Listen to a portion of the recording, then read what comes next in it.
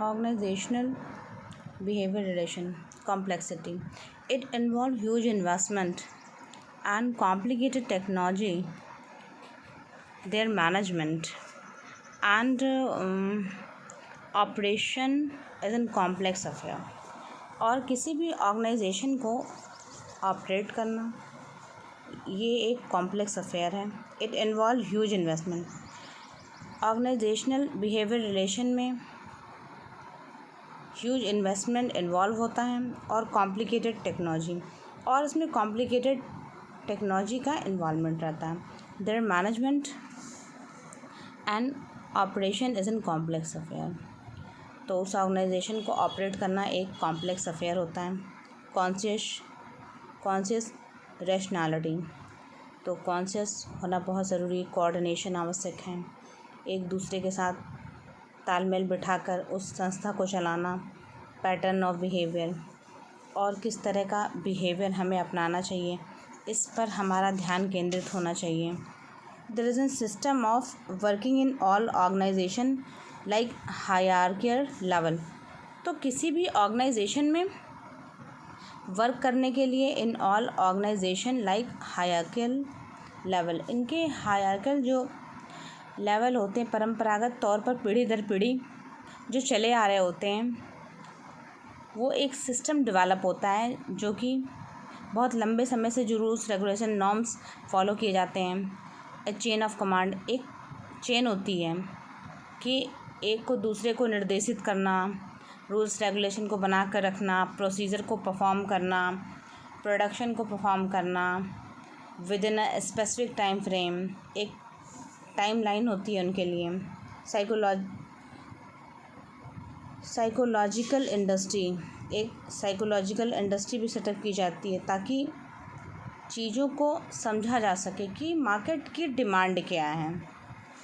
उस specific product पर पूरी तरह से स्टडी की जा सके, मार्केट पर स्टडी की जा सके, और जोग्राफिकल नीड, जोग्राफिकल एनवायरनमेंट, क्या मार्केट की वैल्यू है, क्या मार्केट की डिमांड है, लोगों की क्या चॉइसेस हैं, चॉइसेस कितने समय के बाद चेंज हो रही हैं, उसमें क्या नया नया टेस्ट ऐड ऑन करना है, डिसिप्लिन कैसे मेंटेन रखना है उस ऑर्गेनाइजेशन में, डिफ्रेंसिएशन क्या क्या आ रहे हैं. किसी दो प्रोडक्ट को जब हम मार्केट में कंपेयर करते हैं तो उसमें क्या डिफ्रेंशिएशन आ रहा है, क्या वेरिएशन आ रहा है, क्या कमियां रह जा रही हैं उस स्पेसिफिक ऑर्गेनाइजेशन के द्वारा जो कि उन्हें रिफॉर्म करने की ज़रूरत है. Concept of organizational behaviour. The concept of organizational goal like concept of power. एक कॉन्सेप्ट, एक विचारधारा में बहुत बड़ी शक्ति होती है. कॉन्सेप्ट ऑफ पावर, जो सोचने समझने विचार की क्षमता होती है उसमें बहुत बड़ी शक्ति होती है. अगर आपने डिसाइड किया है कि आपको एक ऑर्गेनाइजेशन बनानी है, रन करना है, उसे ओपन करना है और बहुत सारे एम्प्लॉयज़ को उसमें रिक्रूट करना है, तो पहले सबसे तो आपको एक इच्छा शक्ति की ज़रूरत होगी. कॉन्सेप्ट, एक विचारधारा की ज़रूरत है. कॉन्सेप्ट ऑफ पावर, आपके सोचने मात्र से चीज़ें असम्बल होने लगती हैं. अथॉरिटी और leadership has been unusually resistant to precise unambiguous definition. तो अथॉरिटी लीडरशिप होनी चाहिए. Been unusually resistant to precise, जो कि रेसिस्ट करती हैं प्रिसाइज, किसी भी वस्तु परिस्थिति स्थिति में प्रिसाइज होने पर अनएम्बिगुअस, अस्पष्ट हैं अपनी डेफिनेशन में. तो एक अथॉरिटी होनी चाहिए, एक लीडरशिप क्वालिटी होनी चाहिए जो कि यूजली अच्छे बुरे के प्रति रेसिस्ट करें, हमें बताएं, मार्गदर्शन करें और स्पेसिफिक मैटर में प्रिसाइज करें उस, और कोई भी अनएम्बिगुअस जो कि अस्पष्टता हो डेफिनेशन में वो नहीं होनी चाहिए. मतलब उनके उद्देश्य, निर्देश, डायरेक्शन सब कुछ क्लियरिटी के साथ होना चाहिए. Yet a definition of a goal is necessary and unavoidable in an organizational analysis. तो डेफिनेशन गोल नेसेसरी है, अनअवॉइडेबल है. किसी भी ऑर्गेनाइजेशन में इन्हें अवॉइड नहीं किया जा सकता है. गोल बहुत नेसेसरी है. एक स्पेसिफिक डेफिनेशन उस गोल की होनी चाहिए जो कि अनअवॉइडेबल है. इसे अनदेखा नहीं किया जा सकता है क्योंकि गोल जो सेट किए जा रहे हैं उसी गोल पर आपकी ऑर्गेनाइजेशन रन कर रही है. उसी एक विचारधारा, उसी कॉन्सेप्ट पर और आपकी ऑर्गेनाइजेशन रन कर रही है. Organization are establish to do something, कुछ करने के लिए बनी। They perform work directed towards some end, और कुछ किसी काम को अकम्प्लिश करने के लिए, एंड तक पहुंचाने के लिए बनाई गई। We must examine the end of the goal, किसी भी गोल को एग्जामिन करना चाहिए, उसका एंड एग्जामिन करना चाहिए कि वो उस गोल तक पहुंची है या नहीं पहुंची है। We need to analyse the organizational behaviour, और ऑर्गेनाइजेशनल बिहेवियर को भी एनालाइज करना चाहिए। In other words, the concept of the organizational behaviour is based on the goal. The concept of the organization behaviour is based on the goal. तो अब मुख्यतः गोल पर, उद्देश्यों पर, जो आपने एक गोल सेट कर रखा है, एक एम सेट कर रखा है जिसके लिए वो संस्था बनी, एक कॉन्सेप्ट, एक विचारधारा को आप लेकर चलें, एक उद्देश्य को आप लेकर चलें, वो उद्देश्य अंतोगत्वा आप अपने परिणाम तक पहुंच रहे हैं या नहीं पहुंच रहे हैं, ये उसके एनालिसिस करने पर पता चलेगा।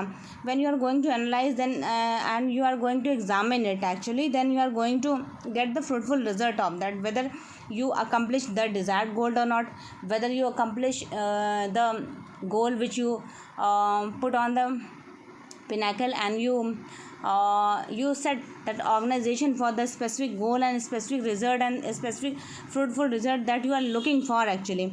But you have accomplished or not, you have attained or not, you have that achievement or not.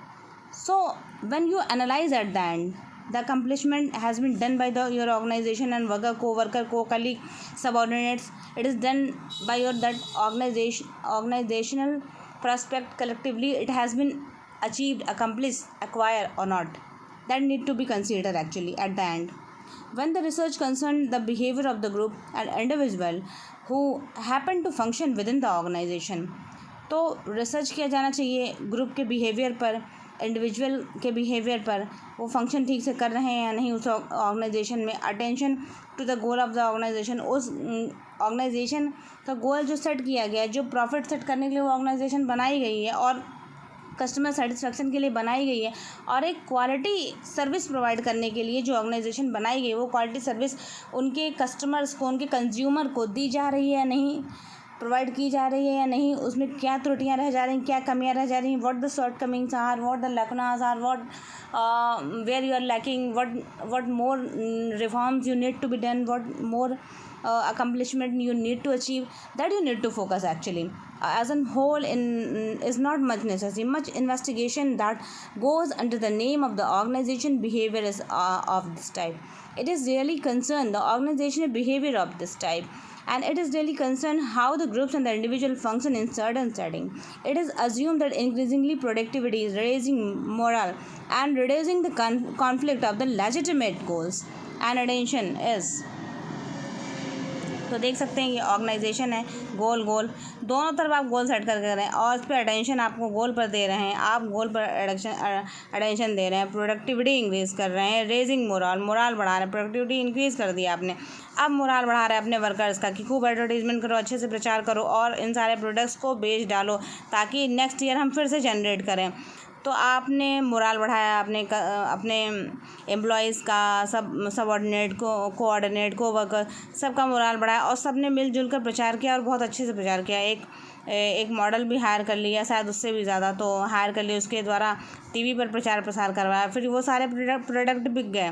अब आपको डिज़ायर्ड गोल प्राप्त हो गया, with in 1 year you set the goal and that specific project actually, and reducing conflict, और उसमें conflict ना हो ऐसा आपको लेकर चलना है और आपके एंड्स, सभी एंड्स मीट कर जाएं, कस्टमर भी सेटिस्फाई हो जाए, आपने जो गोल सेट किया है वो भी अकम्प्लिश हो जाए, आपको फ्रूटफुल रिजल्ट मिले, प्रॉफिट इतना बढ़िया हो, उसमें डिविडेंड प्राप्त हो और उस डिविडेंड में आपके कोवर्कर्स, सबऑर्डिनेट्स, कोवर्कर्स, कोकलीग्स सबका शेयर हो। तो ये सब भी आपको प्री डिसाइड करना है और बोनस भी दिया जाना चाहिए आपके कोवर्कर्स को। तो इस तरह से आप अपने जब कोवर्कर्स को, कलीग, सबऑर्डिनेट को रिजनरेट करेंगे, उन्हें बूस्टिंग मोरल, बूस्टिंग एनर्जी देंगे, तो really it is going to bring an fruitful result for your organization. Thank you.